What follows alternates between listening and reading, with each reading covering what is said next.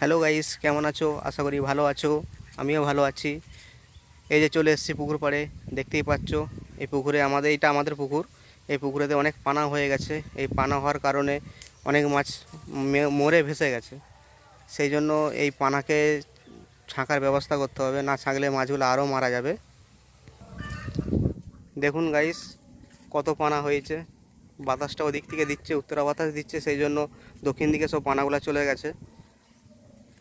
কত কচুরি পানা হয়েছে। এই পানা হওয়ার কারণে অনেক মাছ মরে ভেসে গেছে। তো এরকম হিসাবে চলতে গেলে তো মাছ সবই মারা যাবে।